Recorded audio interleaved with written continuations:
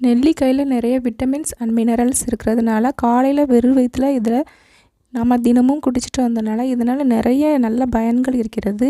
Wait லாஸுக்கும் hair ஃபாலுக்கும் நோய் எதிர்ப்பு சக்திக்கும் இது மிகவும் யூஸ்ஃபுல்லாக இருக்கிறது.